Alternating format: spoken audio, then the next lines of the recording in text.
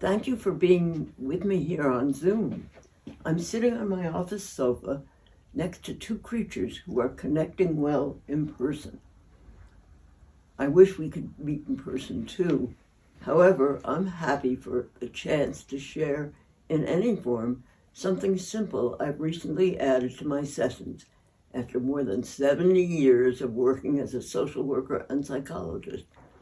It's a small addition my clients and I have found extremely helpful. It enables them to respond more resiliently to the present challenges that brought them into my office. I've been asking myself why it took me so long to start doing what I include today.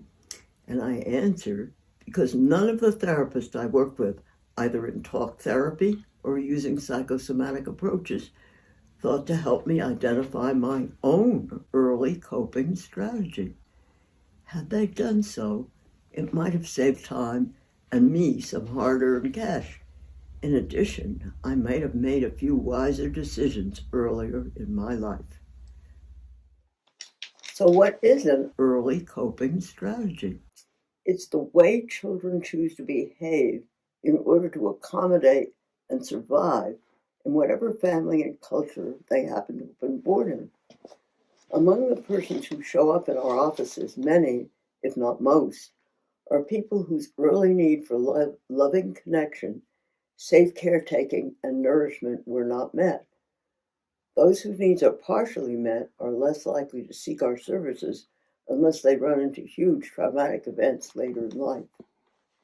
Depending on the circumstances, kids may choose to fight, hide, run away, not speak up about what's bothering them, lie, steal, or become the champion person in whatever they do. Kids can be very inventive. If they come to our offices, what they did was life-saving. What they chose to do was useful at that time, but they no longer live as kids in an environment over which they have no control. Continuing to use the same early coping strategy does not permit them to create the kind of life they long for now. Like many of you, I have an opening session form for new clients. The last question is, if we decide to work together and are successful, what will that look like? This helps me focus on what they want for themselves, not what I think they should want. Some can answer that question easily, many cannot. I get answers ranging from, I don't know, to, when I have completely freed myself from past patterns, know what I want to do with my life, find out where I want to live, what I want to do, make planned conscientious choices, etc. The variety of answers gives me advance notice about what we may be heading into. Once we start working, I ask for basic information about the family and the culture in which this client was raised.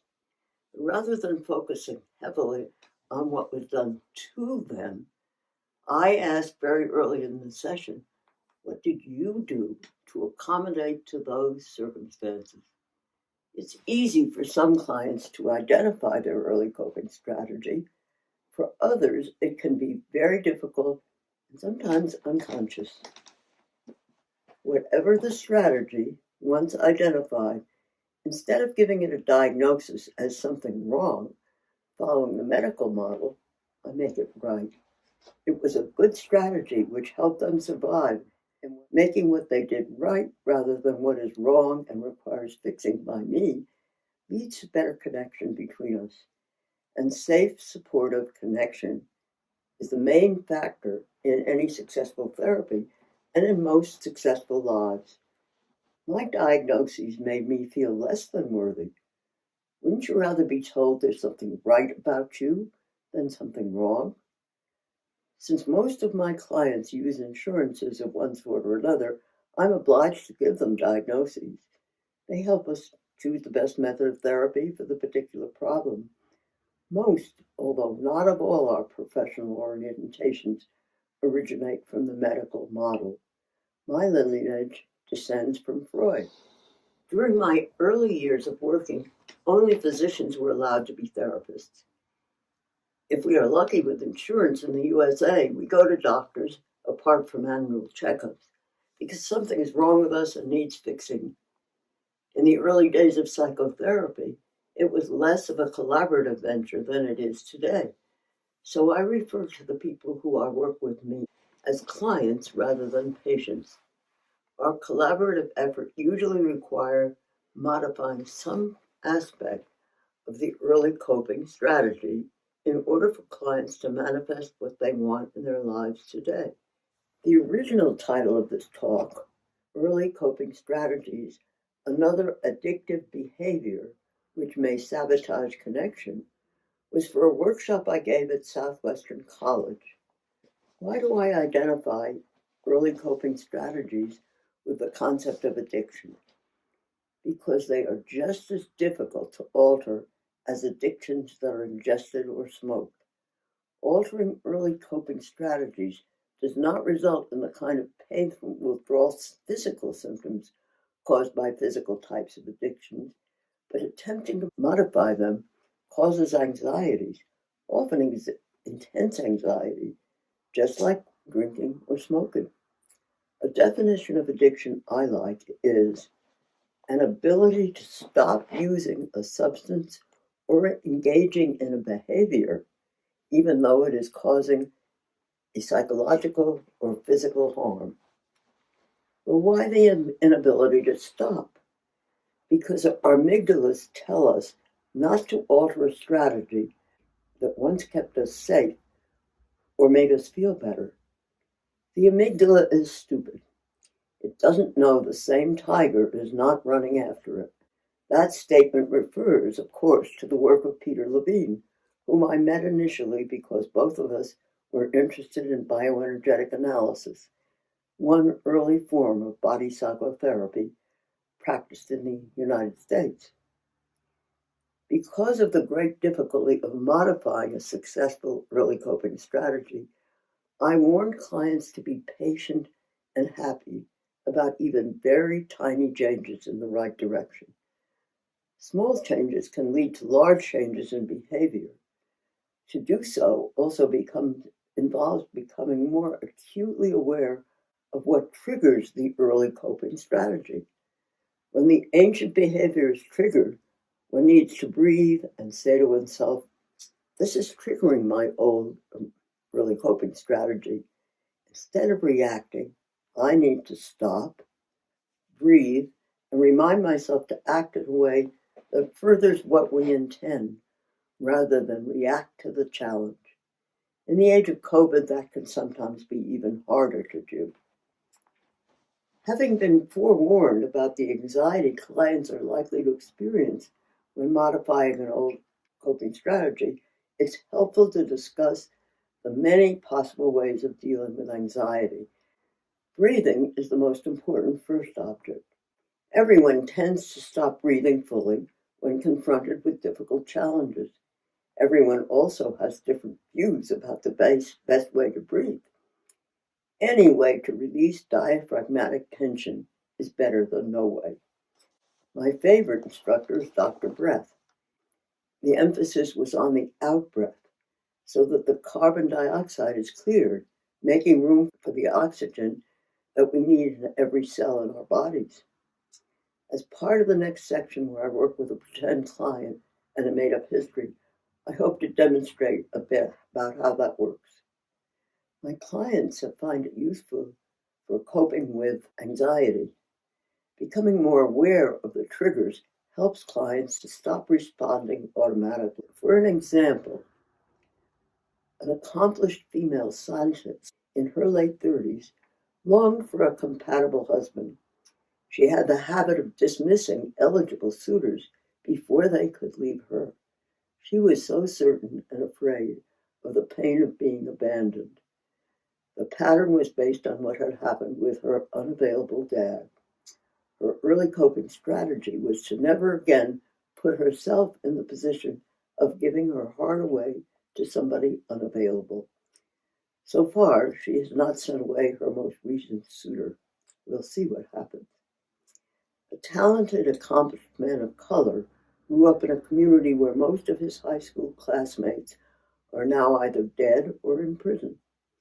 He thought so badly of himself that he hid both literally under oversized clothes to conceal being overweight, and emotionally by never telling anyone who he really is or what he feels and wants.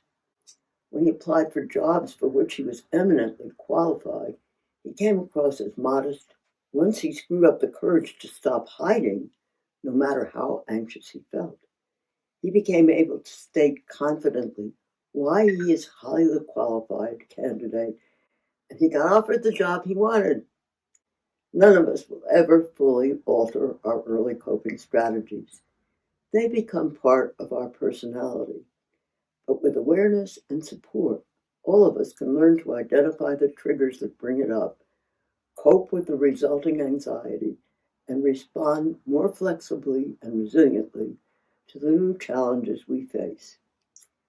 Before ending the talk part of this presentation, I want to mention and demonstrate how early coping strategies might manifest in the body as well as in behavioral responses. I've been referring to body psychotherapy, and some of you may not be sure exactly what that means. My training in our field began in Orthodox institutions and then veered off into something which in the 1950s was considered very dicey because it included the use of agreed upon touch and it involved standing as well as lying down or sitting. Remember, Freud sat discreetly behind his patients while they free associated. I began studying at the Washington School of Psychiatry. My first teacher, Dr. Frieda von Reichmann, specialized in treating schizophrenia with psychoanalysis. Her lineage was Freudian. At that time, I was working for a psychiatrist who later teamed up with Charles Schultz of Peanuts to teach amateurs to listen to people who needed to talk to someone. Lucy sat up a table outside the building offering consults for 5 cents. After getting an MA from the Smith School of Social Work, I got a job at the Payne Whitney Clinic in New York Hospital. Then I worked in the office of Dr. Nathan Ackerman when he was founding family therapy. However, I was still not satisfied with the results of the various therapies on myself or on my clients, so I became interested in body psychotherapy as practiced by Dr. Wilhelm Reich. He was the first person to introduce this concept into the United States, landing in the USA the very day World War II broke out in Europe. Reich was once Freud's most promising pupil, but the first European psychoanalytic organization threw him out because his approach to sexuality challenged the Viennese culture of that era. You may not know that Reich is the only person to have had his books and research equipment burned by both the Nazis and the United States while being simultaneously on Russia's top hit list. Was he doing something important to garner all that attention? What caught my interest was his work with the body. He did not rely totally on verbal exchanges. He touched patients' bodies with their agreement, pushed on their chests to help them breathe more deeply, and helped them move energy into other parts of their bodies that were either undersupplied or too highly rigidly held. Reich was rewarded for including the body in psychotherapy by being put in prison for contempt of court, where he died of a heart attack. I was present when his books were burned in the 1950s, and so shocked I quit the field until one of Reich's pupils, Dr. Alexander Lowen, embellished on Reich's somatic work for patients. Lowen had heard Reich lecture at the New School of Social Research, become a patient, and with a colleague, Dr. Pierrakis, developed his own form of body psychotherapy. I helped Lowen found the Institute for Bioenergetic Analysis, served on the board for many years, and am a certified bioenergetic analyst. More recent brain and neurologic research has confirmed that work on the body, in addition to talking, is vital. The most recent confirmation is the work of Dr. Stephen Porges, Mr. Vagal Nerve. As the field of body psychotherapy evolved, the psychotherapists were so upset about psychology's focus on thinking rather than on the body and feeling that went through a phase of focusing on feeling and discarded thinking. Charles Kelly, who founded the Radix Institute, gave workshops on both feeling and purpose. He was appalled to discover that hundreds signed up for the feeling workshops and hardly any for those about purpose. This temporary neglect of thought may be one reason I did not think about early coping strategies until much later on. Reich's interest in the body in early childhood led me to teach the first Ladas course in the USA, and under protest from the faculty at Columbia University, to write my doctoral dissertation on breastfeeding, the less available option. It was with the help of 11 members of the newly formed La Leche League. Only when the famous anthropologist Dr. Margaret Mead agreed to be on my doctoral committee was I permitted to study this unimportant subject. Information about the study was published in 3 peer-reviewed medical journals, and it helped restore interest in breastfeeding in the United States and the Caribbean. Okay, Alice, stop talking and demonstrate how early coping strategies may manifest in the body. Early on, I ask clients to take a comfortable stance. If someone as small as I am stands in line like this, I come away with the thought that they may undertake more than they can manage. If someone 6 feet tall takes a stance like this, I suspect they don't take up enough room for themselves. If the feet are turned out like Charlie Chaplin, I suspect they may have difficulty standing up for themselves. I notice whether the knees are soft or locked. Those with locked knees are more likely to feel insecure. They are often pushovers and have trouble standing up for themselves. Depending on the problem for which they are seeking help, I may ask a client to move their pelvis independent of the rest of the body, like this or like this. Many clients have trouble with this because of conflicting feelings about sexuality. They become stiff in that part of the body to dampen strong feelings. I encourage clients to practice such movements at home in front of a mirror as homework so feelings can flow through more easily. I might ask other clients to make a backward bend. Some cannot bend very much. Others bend extremely flexibly. I suspect their early coping strategy is bending with the wind, being more agreeable than they should be if they want to accomplish their own goals. You may have noticed a strange piece of furniture in my office. It's a bioenergetic stool and is used to help breathing and release tension in the back of the front of the body.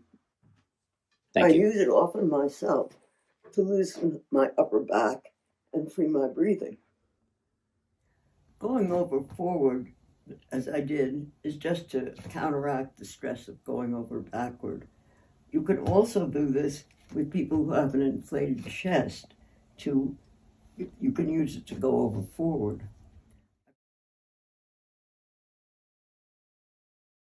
Someone needs to do the research to back up my N of 1 viewpoint. So if there are students watching this presentation who are searching for a worthy research project, I'll be glad to brainstorm with you about a study that might support or not support my belief in the helpfulness of what I now add.